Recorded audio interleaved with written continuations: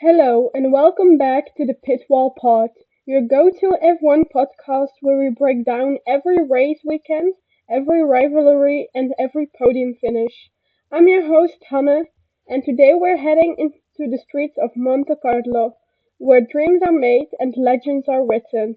That's right, we're diving deep into the 2025 Monaco Grand Prix, and folks, what a weekend it was! 1. Free practice. Ferrari's early authority. Practice sessions in Monaco are always special. The sound of engines vibrating off the walls of million-dollar buildings, boats bobbing in the marina, and the tension of being mere centimeters from disaster. FP1. Charles Leclerc kept getting the fastest lap with a 1:11.964 with Verstappen and Norris behind. This session ended good for Charles, but it began not good, having a collision with Lance Stroll in the hairpin, causing Lance Stroll to retire from FP1. There were several lockups, barrier scrapes, and close calls followed over the final third of the session, with Hamilton narrowly avoiding traffic at Massenet and then flying over the curves at turn 15 and 16, and Piastri returning to the pit for inspections after a superficial brush through the wall. FP2 was also for Charles Leclerc with a time of 1:11.355 with Piastri and Hamilton in second and third. Stroll got a one-place grid drop for causing a collision with Leclerc in FP1, and Isaac Hadjar has clipped the barriers, bringing out a red flag two times. Oscar Piastri also caused a red flag after running straight on at Zandvoort. In FP3 was also topped by Charles Leclerc with a 1:10.953 with Verstappen in second and Norris in third. But free practice came early to an end because of Lewis Hamilton crashing into barriers, bringing out a red flag. 2. Qualifying, a glorious lap from Lando. Now on to qualifying, perhaps the most important session of the weekend in Monaco, because let's face it, track position is everything here. In Q1, where Bortoleto, Behrman, Gasly, Stroll and Colapinto eliminated, Kimi Antonelli crashed in the end of Q1, but was through to Q2, but he didn't set a time in Q2. In Q2, where Sainz, Tsunoda, Hülkenberg, Russell and Antonelli eliminated. George Russell stopped in the middle of the track with power unit issues and didn't set a time either. But Q3, that's where the magic happened. With just minutes left on the clock, Lando Norris delivered an absolute masterstroke, and across the line goes Norris. It's a 1:09.954, a new track record. That's pole position for the Mclaren. He snatched pole by just over a tenth from Leclerc, a stunning lap.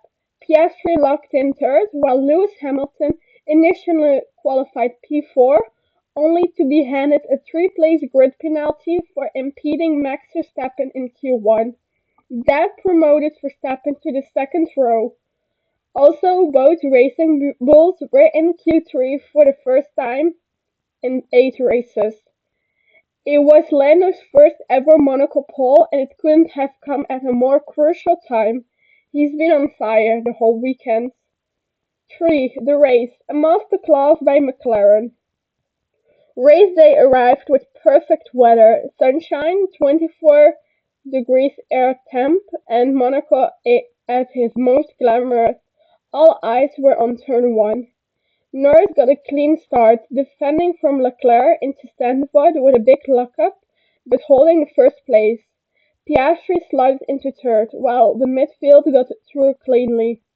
But here's the twist. Monaco 2025 introduced a controversial new rule, a mandatory two-stop strategy. The FIA's goal was to shake up strategy and increase overtaking, but instead it created confusion. Drivers were forced into suboptimal pit windows and most passed the time circulating the clean air rather than battling on track. Bortoleto collided with the barrier on lap 1 with a virtual safety car deployed. Lap 8 saw a major incident with Pierre Gasly after contact with Yuki Tsunoda and was forced to retire the car. Alonso retired on lap 38 with smoke pouring out of his Aston Martin. Back at the front, Norris was cool, calm and clinical. Even as Leclerc turned up the pressure, the Mclaren driver never put a wheel wrong. Lap after lap he managed the pace, managed the tires and managed the gap. Behind them, Piastri was solid in third defending from Verstappen. Lewis Hamilton meanwhile struggled to make headway after his grid drop. After 78 laps of precision driving, Lando Norris crossed the line to win the 25 Monaco Grand Prix. Norris's team radio was like, "Woo, we did it, Monaco baby!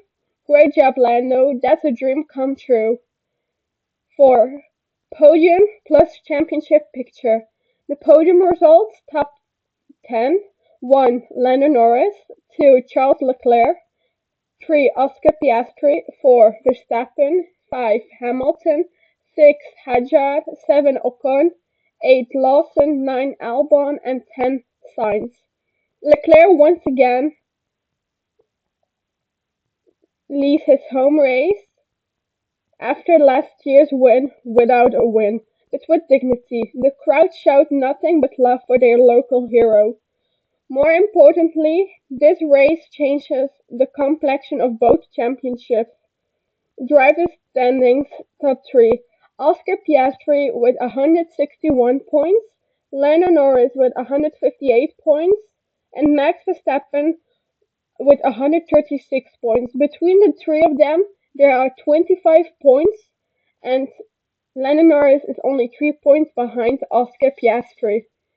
The constructors standings: 1. McLaren with 319 points, Mercedes with 147 points, Red Bull 143 points, and Ferrari with 142 points. It's going to get very close between Ferrari, Red Bull, and Mercedes. 5. What's next? So where do we go from here? The next stop is Spain at the Circuit de Barcelona Catalunya for the last time this year. It's one of the most iconic and technically demanding tracks in Formula One. Also, there's going to be change, new front wing flexibility regulations. This is going to be like dual side vertical load test. Under 1,000 Newton force applied to both sides, the maximum allowable deflection is reduced from 15 millimeters to 10 millimeters. The single side vertical load test with 1,000 Newton force applied to one side, the deflection limit decreases from 20 millimeters to 15 millimeters, and the flap deflection test, a 60 Newton perpendicular force applied to the flap now permits a maximum deflection of 3 millimeters, down from 5 millimeters.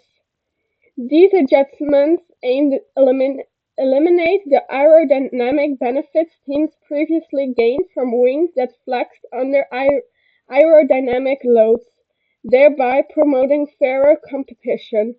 Will Red Bull bounce back? Can Leclerc get a win in 2025? And is Lando Norris a real championship contender now? That's all for today's episode of the Pitwall Pod. If you like this breakdown, leave a review, hit subscribe, and follow us on socials.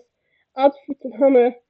We'll see you next week for more behind the scenes actions and trackside drama. Until then, stay fast and stay curious.